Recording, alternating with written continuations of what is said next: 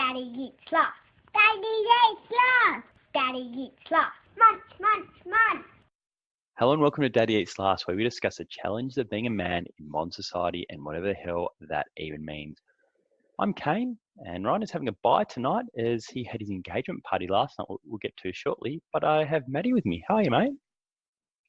I'm good, Kane. I'm good, thanks. Been a pretty hectic weekend here, which we'll discuss soon. But more importantly, how did you pull up this morning, after the engagement party?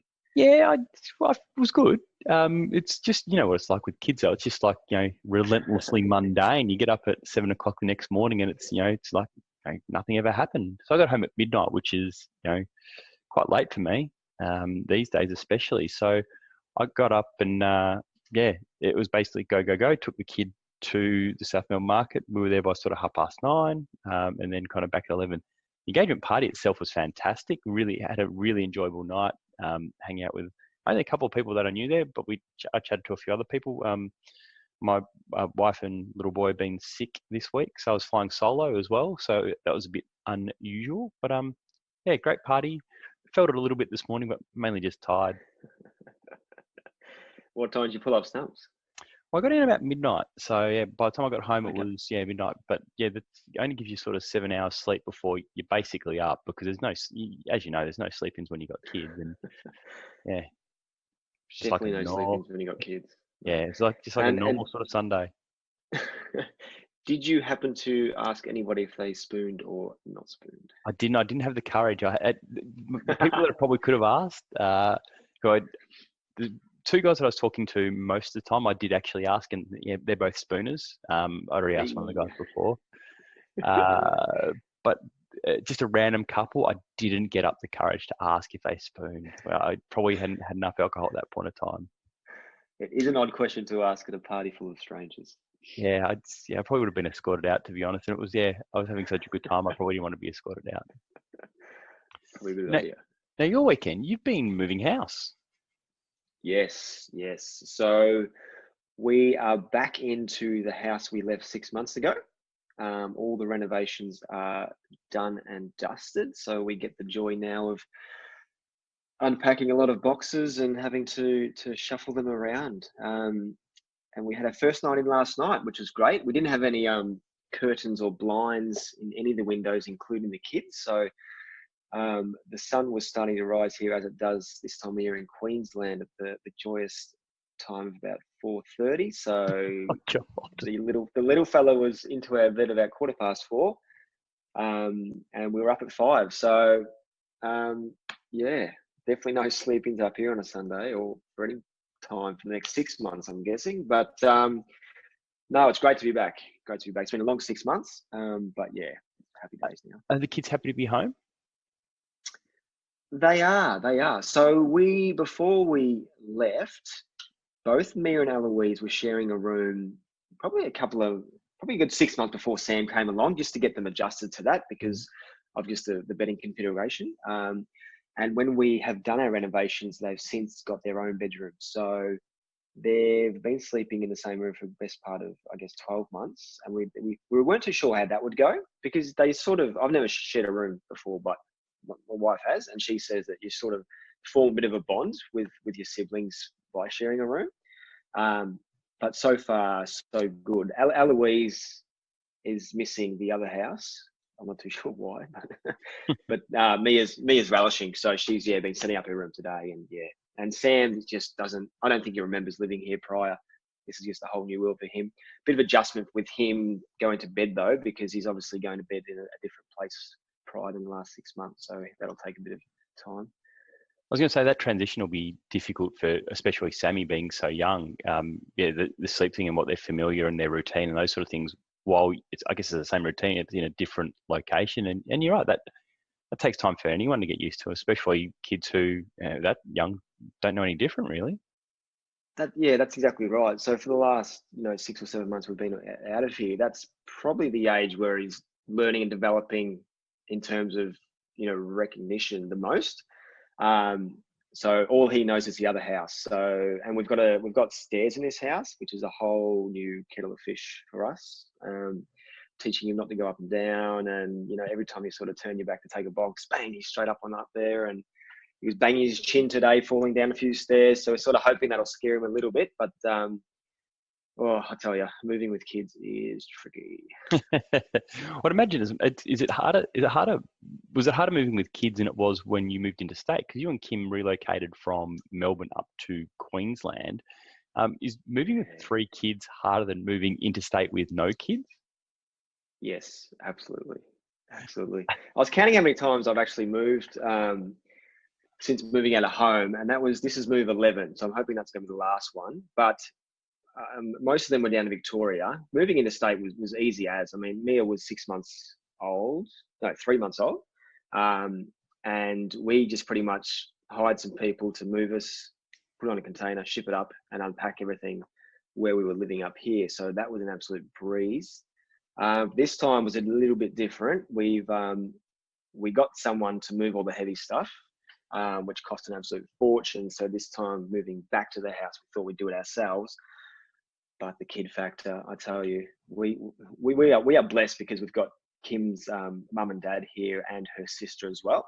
So, and they're probably getting sick of us asking, but the last few weekends, we've just had them round. Some nights, Kim and I duck back to the other house. We get her sister over just for an hour or two here and there. So they've sort of put their lives and weekends on hold for the time being as well, which we really can't thank them enough, but we'd be very lost without them. It is much more difficult with kids. Like I remember, and we'll talk about when we first moved out in a little bit, but I remember moving with our little fella, and it's hard. And we've only got one, and there's 2 of us. So like we were kind of partially renovating the house we've now moved into, while we had the other house, and then vice versa. Once we moved into the house we have now, we were renovating the old house to sell. So I felt like I was just going, cause it was north to south here, which is not the most fun sort of traffic in Melbourne. So I just felt like I was constantly north to south. Like kid would go to bed at 7:30, I'd duck down to the house, and whatever house I wasn't living at, and would be doing something. So, and that's just because there was a kid factor. Like if there was no kid, just be like, I'll just go any old time. That's spot on. And I know where you've lived, and it's quite a drive. Like we were lucky because we managed to find a rental literally 5 minutes from where we currently are. So, going back and forth at night time wasn't a problem. But yeah, I can see the distance where you were moving would have been pretty taxing. But I think Eloise and Mia in the equation were fine. That's a 4-year-old and a 7-year-old, because you can either give them an iPad or give them a puzzle, or Mia will go and read a book.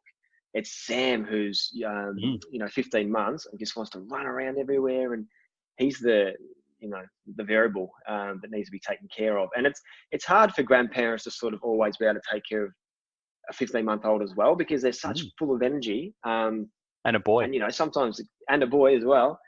So yeah, it's hard for them to sort of take him on for big chunks of the day as well. So we've got to take that into consideration. So is he still having a nap?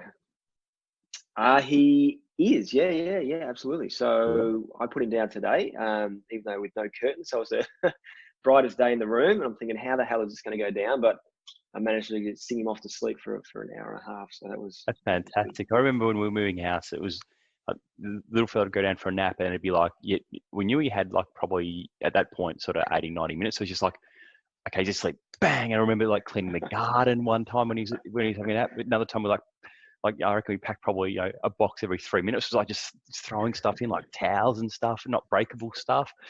Man, the things you could get done when you had that time pressure of the kid's going to be up, and then how long will he stay in bed once he wakes up before he wants to get out. The things you get done where is that the time pressure of a napping kid it's an amazing thing.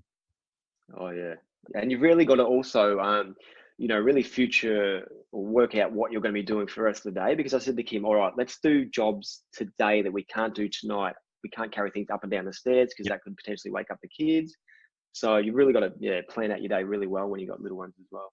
Yeah, and for any parents out there, the one tip, and it goes if parents or you don't have kids, the thing you should always put on the truck last if you're having a removalist truck are your beds, because it'll be the first things which come off, and you can set up your beds immediately. Because usually you have such a busy day when you're actually unpacking when you arrive somewhere.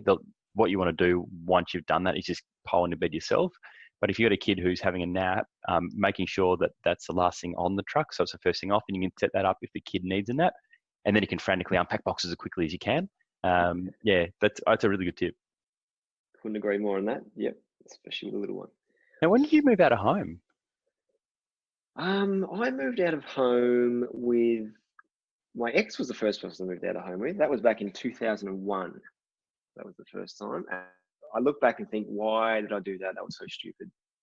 I should be saving home, saving money. But that's how the cookie crumbled. And yeah, from there, I moved back home a couple of times. And then in between moving out with different people. And as you know, I lived near you in the city for a little bit as well, with a mate that we used to work with. Plus, then I moved out with my wife as well. Yeah, so It would have changed a fair bit from when you first moved out. Like I moved out of home the first time when I think I was maybe 21 or 22, and everything that I owned would fit in the back of my car. It's a bit different now. I was going to say that the volume, the amount you amass over the years. Like just an accumulation of just stuff. Like these things go in the truck, and it's a really good time to actually cull stuff. I don't need that. I don't really want that. I don't need that furniture. We'll donate all this sort of stuff. But and it used to fit on the back seat of the car, not even like the full car. I just like lay my clothes across the back, and that was pretty much it. Have car How to move anywhere. How easy would that be?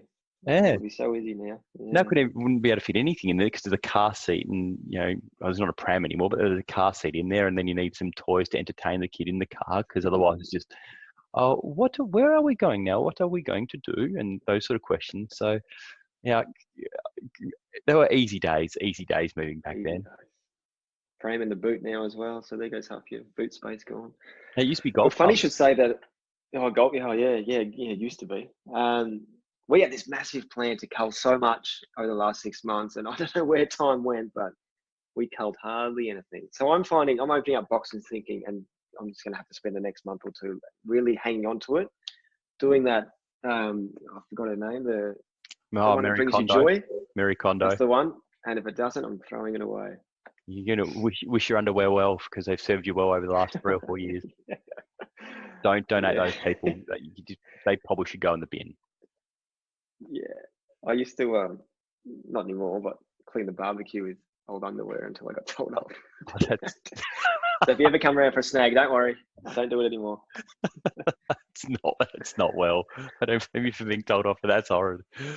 Oh dear me. That's awful, Matthew. You're a bad man. Yeah.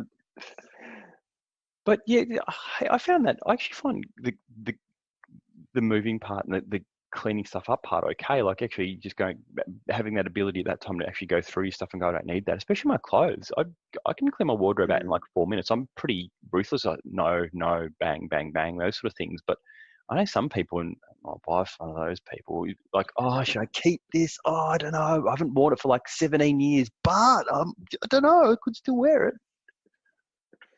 Yeah, that definitely applies in this house as well. And I'm guilty of that as well. It may not be with clothes, but it's, I might have an off-cut piece of wood or something. Then I'll think to myself, I might use that one day. I'm getting better. And I've really, going to promise to myself that I'll start while we're living here, because what space here is for me, very minimal in terms of having a shed and all that kind of stuff. I've got something little, but it's chock-a-block with bikes and all kids stuff. So I guess I don't have the room. So it's really going to come down to the room I've got. Probably have to wait 10 years and you'll have access to the cubby, because by then the kids will probably have grown out of it like we did when we were kids. You get to about 10, you're like, cubby, whatever, and then it'll become your man cave / shed. Well, Mia's getting so tall she can't probably fit in it for much longer. So, and Sammy will probably just want to climb on top of it. That's right. Yeah, Sammy will be or chopping it down with an axe or something like that. But yeah. Definitely a good time to cull anyway for those people who are planning on moving. Yeah. Well, how's it going with the house? Like you've obviously had the renovations done. Is there still more stuff you want to get done? I think you mentioned previously that, or you sent a photo through of your garden being redone, laying some grass. Yeah. So internally, everything's done. It's all good to go. It's just the gardens now outside. So we've prior to having this done, I used to spend a fortune on, weeds and feeds and grass fertilizers, just trying to get the nice, perfect lawn. But I've since found out, and if I hadn't known this prior, I wouldn't have spent all this money. But the soil that was underneath, because we had it all dug out, was absolute trash. Like it was just rubble pretty much. So nothing was ever going to grow there. So I feel better now that it wasn't my fault. But we've had all the backyard excavated, and we are just going to turf. And we've got some lily pillies along the back fence. So it's going to be minimalistic for the time being until we sort of figure out what we're going to do. Both of us, Kim and I, don't really have an artistic visual when it comes to landscaping. So we really need some advice, or Pinterest, I've heard, is the place to go for this kind of stuff. Mm-hmm. So yeah, turf is booked in for a week from now, but just over the weekend, where the turf is going to go, we've uncovered a massive concrete structure. So I was on the jackhammer today trying to pile it down, but no, we're going to have to get someone to come in. So it's coming down to the wire. Oh wow, that's unfortunate. Or fortunate that you found it before they came and tried to lay the turf. Fortunate, yeah, because they just they'd have to lay around it. Yeah. And you watch all these renovation shows, The Block and all these other ones, and you know how it all comes down to the wire. You sit back and think to yourself, why don't you give yourself extra time? But now I sympathise with these people and understand that, you book things in and then it gets to you're working under the lights. But yeah, that's really all that has to be done, really. A driveway poured at the front and some turf in, and we are good.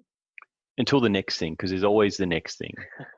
That's the unfortunate thing with houses. People always want the next thing done and the next thing done after that. I did say to Kim before this is the last time I'll be on the tools attempting to make something. But you do always find something extra, like you said, Kane. It never really ends. Give you another tip. Fake grass is amazing. The house we bought actually had fake grass, and we actually got a deck. I pulled the deck up at the back with the help with my old man. I'm okay at destruction, but he helped with a couple of bits and pieces on it and got some fake grass laid. Great. Don't have to water it. Don't need to mow it. If it belts down rain, an hour and a half later, it's dry, so you can go out and play on it. It's, yeah. When I fake grass going, oh, are you serious? Like this AstroTurf or some garbage like that. But it's been really good. All weather. I can definitely see the merits in having some fake grass. And it's good for a putting green as well. Absolutely. I can't wait I'm not going to drill a hole in the fake grass, but put a hole to the side of the grass or in the corner. Ideally one where it kind of slopes in, so I just one putt and always go in the hole.